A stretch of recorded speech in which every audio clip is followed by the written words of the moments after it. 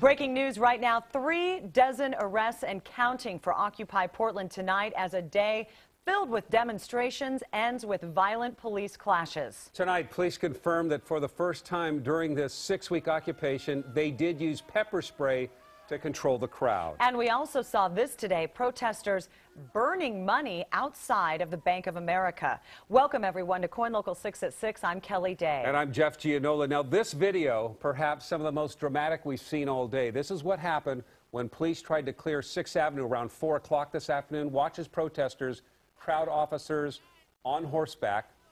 The situation got extremely tense. And it was during this incident that officers were forced to use pepper spray. We have live team coverage tonight. We're going to start with KOIN Local 6 reporter Jessica Morkert. And Jessica, you are there with a protester who actually got hit by pepper spray. Yeah, Kelly, we were here. We were back off just a little bit, but I did see it just briefly. It was an intense situation. And I want to show you what's going on right now in Pioneer Courthouse Square. The crowds have kind of died down. It's not as great a number of crowds as we've seen before, but they're having an open assembly right now, an open assembly meeting. The protesters are meeting. I want to show you some video from earlier today of Mounted Patrol on Southwest 6th pushing those protesters back, pushing them out of the street to make way for traffic. Well, in the process, they used pepper spray, and that pepper spray, it was the first time it was used in 6 weeks. And I'm standing here with a protester named Todd who said that he was hit in the face with pepper spray. Tell me what happened to you. As we were walking backwards from the street, or from the sidewalk across the street to the other sidewalk as they requested, some people were knocked down. A man was injured. He's a 75-year-old veteran. And as people came in to help these folks to the sidewalk as peacefully as possible, some more people were taken down. There was a woman pulled down by her hair. And as I went in to help her, I uncovered my face to reach down. And every person who reached down to help these folks were hit with pepper spray. That's when they hit everybody in the street to try and push us back. How many people would you say were hit with pepper spray? Easily 20 people, if not more, were hit. Now, do you feel that police used unnecessary force? I feel that it was excessive. We were trying our best in as timely of a fashion as we could to move backwards towards the sidewalk near the square. And so you weren't injured terribly. I see you're okay now. You don't have any residual aftermath or anything happening to you or your eyes or anything at this point? Well, it's still a little hot, but I'm trained to do medic duty on this. I was out here on Saturday doing that as well. I don't have my gear today, unfortunately. So I know how to treat it, and there were a dozen or so people who were there helping everybody who was hit, so I'm doing okay now. Okay, thank you, Todd. So this all went down just about a couple hours ago, 4:30, and let me just show you again what's going on in Pioneer Courthouse Square. At around 7 o'clock, we're told there is going to... Punch us! Okay, got it!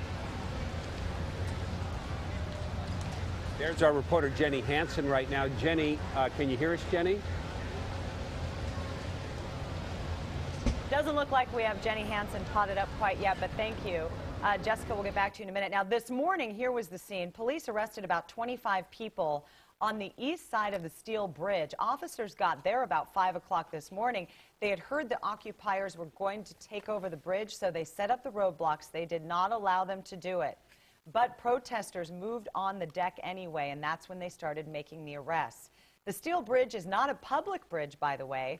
It's owned by the railroad, so disrupting normal operations is considered trespassing. And Occupy protesters have been rallying at local banks all afternoon. 9 people arrested after they went inside the Wells Fargo at Southwest 6th in Salmon and refused to leave. That's in the Standard Insurance building.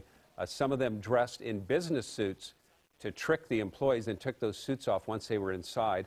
Our reporter, Jenny Hansen, marched with some of the protesters today. She has the latest on the police response and the arrests we saw today. Jenny? Go, Jenny!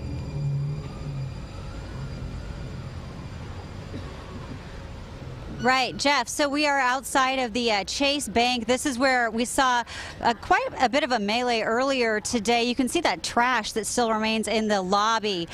at the Chase Bank here, and they were able to clear the scene, but you can see there is still a lot of trash remaining from where the protesters did get inside. I think they took the bank by somewhat of a surprise because they came back after a lot of people thought their protest was over. Now, we're joined now by Ken Austin. He is a banking security expert. And Ken, you were working inside one of the banks today that was targeted in this protest. What can you tell us about how it went down and how the bank handled it? Well, the banks have been expecting this protest for a few days now. We've been working with law enforcement to make sure the financial community understands.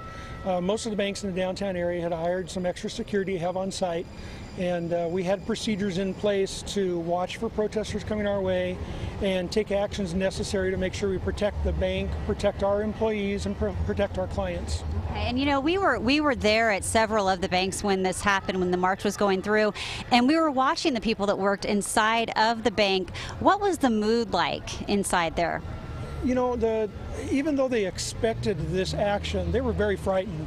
The tellers that are inside there are doing their job, and they're trying to make a living like everybody else. The fact that they work for a financial institution doesn't mean that they handle things any different.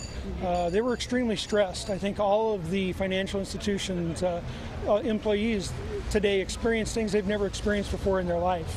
I think they handled it very well. Some of them kind of laughed and joked a little bit to relieve some stress, but all in all, it was a rather frightening situation for them. Right. A lot of nervous laughter. We noticed a lot of them taking pictures at the various banks, but like you say, they were nervous, maybe. And as far as what happened here at Chase, you know, you've been working in banking security for quite some time. It does sound like they were taken by surprise by this. They were, and I don't know exact details of what happened at Chase, but it does appear that they were rather surprised by it. And part of that is the financial institutions were trying to conduct business as usual. We wanted to have it open. We wanted customers to be able to come in. We wanted them to be able to do their banking. And we saw quite a few frustrated customers today that were locked out of their banks because of the protests. We completely support the protest and the right to free speech and be able to do it legally. But we're a little frustrated by having institutions shut down where people need to come in and do their banking. It just wasn't fair to the clients. Right. We did notice that. I mean, standing out of here outside of Chase in the past hour, we've seen people come up and get really frustrated when they can't get in, which, you know, is unfortunate because they are part of that 99%. Ken Austin, thank you so much for speaking with us and giving us that perspective. And it is a unique perspective and one that we haven't heard much of during this. I'm Jenny Hansen reporting for you live in downtown Portland. Back to you guys. Jenny, thank you. Some numbers coming in now. Portland police arrested at least 34 people today. Now, that was the total before the action at Pioneer Courthouse Square this afternoon, and Kelly and I saw at least one additional arrest. We saw officers take this man into custody. Of the 25 who were arrested this morning on the Steel Bridge, about 8 of those are over the age of 60. Many were from labor groups that joined protesters today. In fact, the executive director of the Service Employees Union was among those arrested. 9 others were arrested inside the Wells Fargo building downtown for trespassing. Now, KOIN Local 6 reporter Cor Harlan is down in the thick of it as well. Cor, what's your location and what's happening there now? We're actually a little bit out of the fray here, Kelly, not too far from Pioneer Square, but not really in the midst of it either.